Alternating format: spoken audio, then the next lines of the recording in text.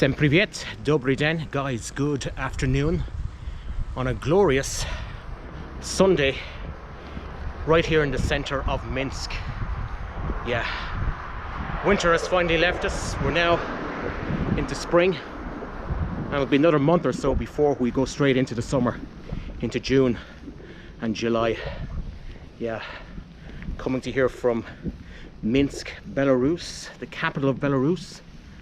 And yeah, country where I am right now, on the other side of maybe a falling Iron Curtain Part 2. Yeah, apologies guys for not uploading over the last 3 months or so. I've been extremely busy with life and work, and of course the weather was quite bad, wasn't conducive to going out and about and vlogging and filming. But in the meantime, while that was happening, I was making some plans for future content, and in the meantime I've actually got a lot of questions from you guys about various aspects of life here, and also questions about coming here in the summer. So anyway, let me address those points.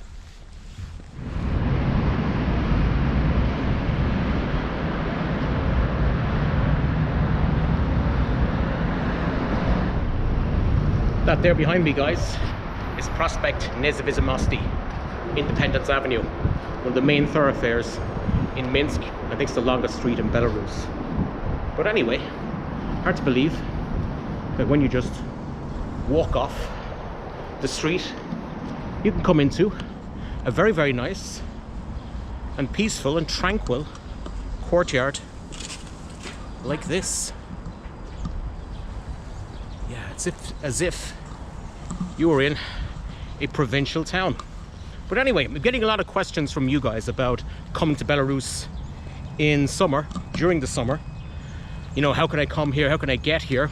And for visitors from the European Union, you will need to get a Belarusian tourist visa, and the best way to do that would be to go to Vilnius, go to the Belarusian embassy in Vilnius and get your tourist visa from there. However, if you are a national of Latvia, Lithuania and Poland, you can actually avail of visa-free travel by land border into Belarus.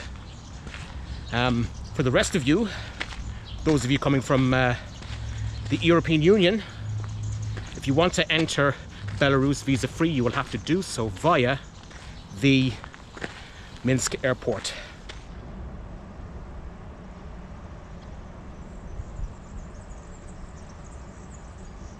Well, it appears, guys, I've actually stumbled my way into the grounds of a very beautiful Catholic church here of the Holy Trinity, here in a courtyard just off Kozlova Street. I go in there every now and again to confess my sins. But anyway, getting back to the 4 land border crossings that are available for people to enter Belarus. The first one, of course, is in the southwest. That's from Terespol to Brest. However, I do not recommend coming across this route because it's actually the most busiest, and also there might be problems for some non-EU citizens when you're trying to cross the border. The second plate, the 2 other crossings, they deal with Lithuania, okay? And the first one, of course, is north of Lida. This is the Salchinikai Bianconi crossing, north of Lida. And of course, the next one then is one that I normally take. That's the one when I'm going from Belarus into Lithuania. That's from Kamenilog to Mendinikai. And if you are coming from Latvia, there's the one from Paterneki to Grigovshina. Okay, if you're getting on a bus, say from Riga to Daugavpils, and from there then that bus will take you to Polotsk, Novopolotsk in the north of Belarus. Okay, let me give you a bit of a closer look of the church itself. Church of the Holy Trinity. Beautiful church, by the way. St. Rochus.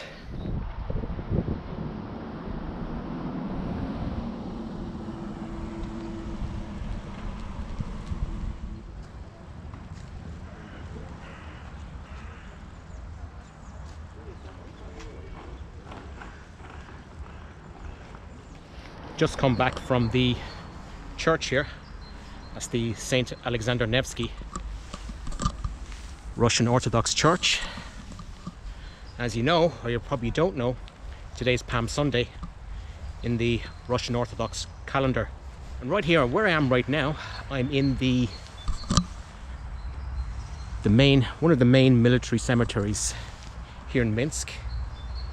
And as we see, every headstone tells its own story.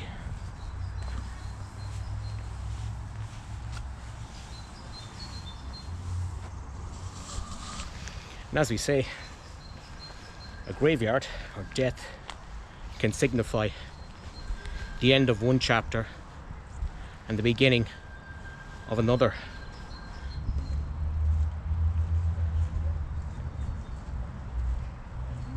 So anyway, this summer I plan to go back to Ireland because, well, I need to tidy up some legal issues back home, and of course see my family as well, because I haven't been back to Ireland in 4.5 years. It's quite a long time. I've been reading the news from back home, and it's not so good, I'm afraid. You know, I've been out of my homeland for so long, kind of a bit apprehensive and a bit scared of what to expect when I do arrive back again after such a long period of time. But people are asking me, well, do I plan on going back home for a while? No, not yet. Yeah, no country for young people.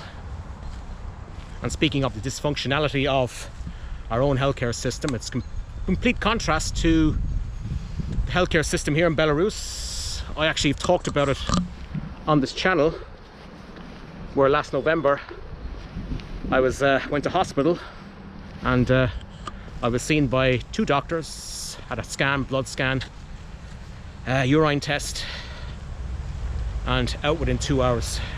Fancy doing that in Dublin, St. James's Hospital or Tala Hospital, forget about it. I do have some plans for the channel. So I have been talking to a couple of people, a couple of rather interesting and famous people, on maybe I'll probably do a blog about Ireland or head to the Balkans. And I've been given a very good contact. If I do go to the Balkans, I will meet somebody very famous. But of course, it all depends on what's going to happen back home. I need to go back home to Ireland and to sort out some legal issues as well. I'd like to go back to Dublin and see some of my old hunting grounds, catch up with some old friends. But who knows what I'm going to end up with, what I'm going to bump into. Of course, very shortly we'll be coming up to Den Pobedy, which is Victory Day. And that is, of course, the main day of remembrance of the Second World War, of the 9th of May 1945, and the great sacrifice that the Soviet and Belarusian people made for our freedom. Something like over 2.5 million Belarusians died fighting the Nazi occupation. I've made videos about this, plenty of videos about this, and it's sad to see the very same forces, reactionary forces, being rehabilitated today, particularly in Ukraine, all in the name of geopolitics. Alright, well guys, check out this commemorative memorial grave. Quite an interesting one, and it kind of sums up all who lie here. And it says, honor to the fatherland, honor to no one, Chest Nikomu. And it says Surovites, Nakomovites and cadets who died on the battlefield from their wounds and gave their lives for the fatherland. Yeah, I presume this means that to the Red Army, but also homage to the Russian Imperial Army as well. Very interesting.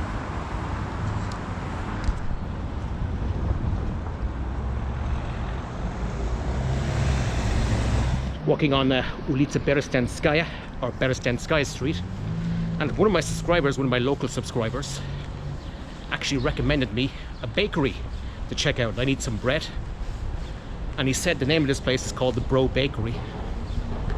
And I say, yeah, why not? It's a Sunday afternoon, and I think that's it over there. Yes, it is. So that's it, guys. That's it for today, for a beautiful Sunday afternoon. I feel a bit rusty because I haven't been vlogging for quite a long time. But anyway, let's go home and try some bread out of that place. Not bad. It was 3 rubles 72 kopecks. Anyway, that's it from me on a Sunday afternoon.